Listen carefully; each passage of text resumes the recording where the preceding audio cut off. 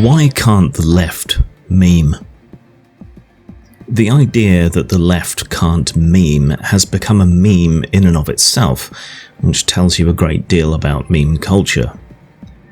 On the face of it, however, it makes no sense. Historically speaking, the left has been extremely capable of creating memes that echo down the ages. Even virulent anti-Marxists can quote at least bastardized versions of Marxist catchphrases such as "from each according to his ability to each according to his need," and ardent nationalists and traditionalists can quote from the radically liberal anti-nationalist traitors who coined the phrase "no taxation without representation." Fascist regimes on the right, authoritarian communist regimes on the left, and command economies of all kinds during wartime have all been experts at creating memes that also echo through time. Keep Calm and Carry On was a wartime meme so powerful that even though it wasn't used during World War II, it managed to leap out and claim a chunk of international news space once it was discovered, like a dormant bacterium springing back to life when an exploitable host uncovers it.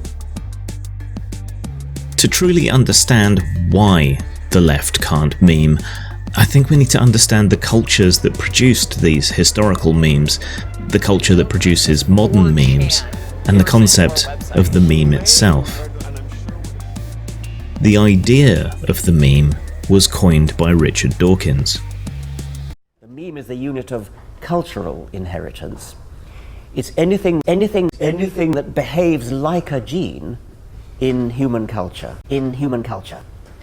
The equivalent of the act of reproduction at the genetic level would be the act of copying an idea from one brain to another, from one brain to another, from one brain to another. A meme, then, is a unit of cultural information. It might be fashion, it might be ideology, it might be religion, it might be, as we've come to use the term, and as we will mean it through the rest of this video, a picture with some text attached to it. This, too, models biology, with the image being the genes and the text being the epigenetic instruction on how to express those genes, how to interpret them. The same image with different text can mean very different things. Memes are analogous to genes because they mimic the processes of biological reproduction in many ways. A meme replicates because it suits its environment, the human mind and the social structure between human minds. What is most shareable, most comedic, most insightful, or even most transgressive triggers the instinct to share the idea with others, and if this reaches critical mass, we call it going viral, as the meme has become a noospheric epidemic. The internet has become a fast-breeding soup of rapid communication and Darwinian evolution of memes, with high turnover and a fast rate of modification, mutation and crossbreeding between memes, making them more powerful, more widespread and faster moving than ever before as they continuously mutate. The left can't meme today because the ideological underpinnings of the left today are unsuited to this wild environment. This also tells us how memes were able to flourish in total war cultures and authoritarian cultures in the past, including ostensibly left-wing ones like the Soviet Union. An authoritarian, centralized, collectivist culture is a near monoculture. Subcultures are suppressed, there are ideological parameters you are not permitted to overstep, and everything, including culture, is collectivized. To continue the biological analogy, these cultures are mimetic hothouses, and those guiding the culture via pragmatic wartime necessity or ideological enforcement create an artificial environment in which their memes, and only their memes, can flourish. In this hothouse are curated memes, the posters and songs of the party or the nation, the fatherland or the motherland, the ideologically pure strains of memes that most exactly communicate the wishes of the authoritarian actor to the collective as a whole. In this environment, specially tailored memes are able to propagate and to gain the cultural cachet of tradition, which is why we still remember them today. Today, though, our national cultures in the first world are not authoritarian mimetic hothouses, though there are increasingly attempts to force the internet genie back into its bottle. In this analogy, the internet is like a stone thrown through the hothouse window, and through that shattered glass come the seeds of the weeds, the wild memes from the internet wilderness. Unlike the conditions in the hothouse, the mimetic breeding ground of the internet, such as 4chan, is a vicious Darwinian evolutionary engine, the noospheric equivalent of nature red in tooth and claw. Bad memes die. Good memes are honed to a razor's edge and then escape into the broader internet and thereafter into the culture as a whole, by which point those memes are usually considered stale or dead by internet culture. The anonymity of the net, the space and room to be transgressive, creative, experimental without consequence, allows all manner of ideas and combinations to be tested.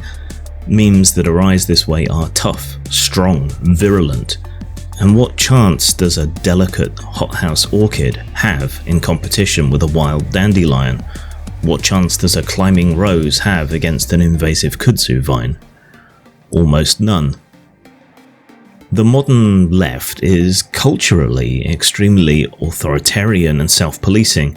It creates a hothouse environment within itself, a social media panopticon in which transgression, anonymity, dissidence and free expression, all vital necessities for the production of healthy memes, cannot flourish. All these values used to be hallmarks of the left as countercultural movements in the 60s and 70s, when they were the most culturally relevant and powerful. The right is now, at least socially, the counterculture, as are the small L libertarians of both left and right, as well as those who aren't possessed by the lower of ideology and try to process the world on a more neutral, pragmatic basis, or an apathetic political basis. It is in these communities that the healthiest memes spring forth and spread in epidemics across the culture as a whole. Is a healthy meme necessarily healthy for the host, our culture? Of course not. No more than an antibiotic-resistant bacterium may be healthy for the body that it spreads through. Memes, or more properly memeplexes, noospheric organisms made up of multiple memes, can be beneficial, toxic, or neutral. Race realism is toxic. Altruism is beneficial. What angle you wear your baseball cap at is neutral. If the left wants to learn how to meme, or relearn how to meme, it first needs to relearn how to transgress, to experiment, to decouple from the soft social authoritarianism that it enforces upon itself, and to give itself the room and space necessary to experiment without condemnation.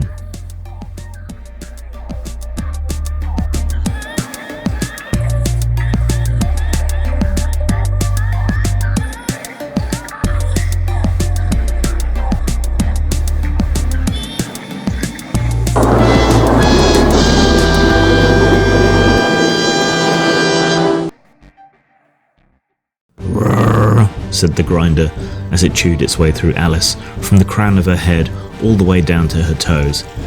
It ate the lot of her, unfussy, snout to tail, and cleared its plate. It gnashed its way through her dress, her pinafore, her shoes, and her unmentionables. It chewed her hair, devoured her scalp, gobbled up her arms, wolfed down her legs, gorged itself on her torso, noshed on her skin, and gulped her down without so much as a burp to show for it.